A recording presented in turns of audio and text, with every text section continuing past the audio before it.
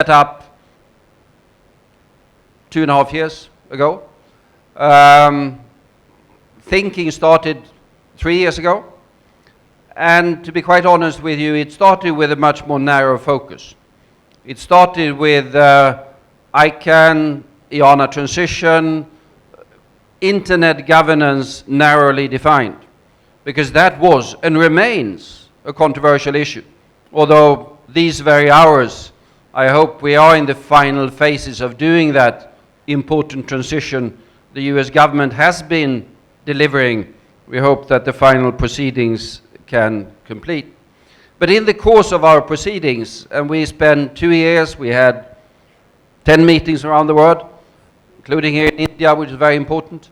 There were 29 offers. We are coming from very different corners of the world in geographic terms, but also in terms of professional experience, background, and outlook on these particular issues.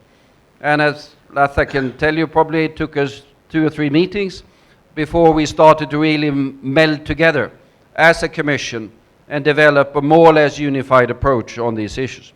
But apart from the commissioners, we have a research network of academics and researchers, probably the best that has been gathered in the world, that issued in the order of 50 different research reports that you can all find on the net. Some of them fairly detailed, some of them you will say we've read it before, but some of them groundbreaking. I would recommend, if you are interested in the surveillance issues, which loomed very large in our debates in the beginning, one of the reports, David Oman from the UK has written, which is probably the best open thing that has been written on those issues anywhere in the world.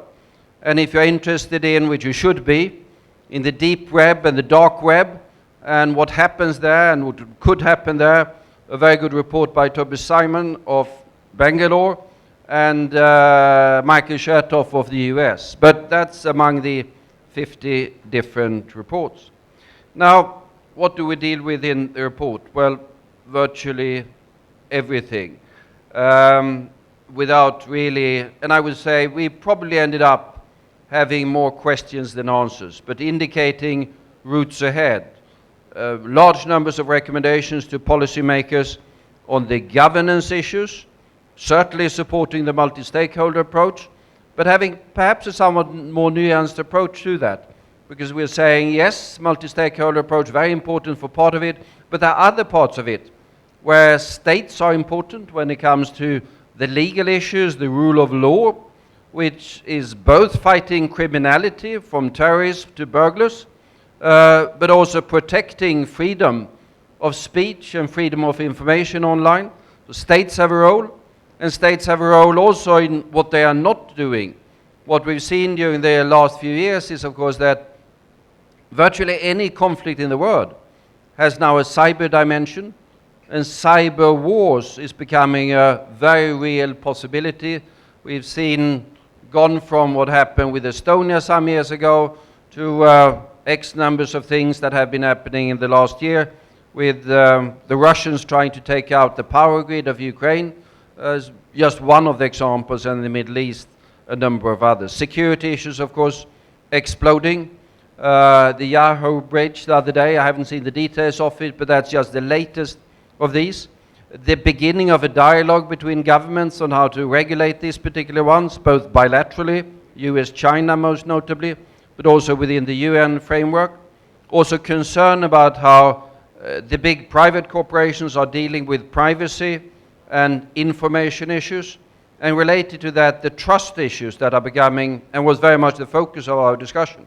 The risk that both people and others are losing trust in the net, and in the way in which both states and private actors are using the net, from surveillance to big data to whatever the commercial opportunities are there, and the necessity to move towards what we call the new social contract of responsible behavior by everyone on the net.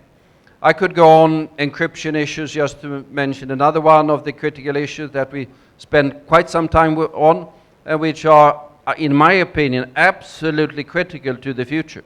Because if we can't safeguard the integrity of the data.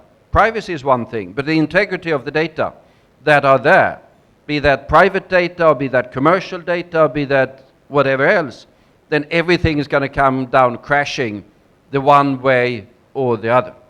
So, finally, enormous potential in the development of the net, notably for countries like India, Africa, whatever, but also enormous challenges. The internet could break, it could fail, it could crash if these things are not handled appropriately by policymakers, individuals, and private actors alike. So I would say our report is a call for action, perhaps, but call for thinking, and a call for policymakers all over the world to wake up to the realities of something that is going to be very big. India has been looming large in our debates, both in terms of being the second biggest internet country in the world, and also in terms of the talent that India represents in the internet world, but also in terms of the contributions of India to our discussions.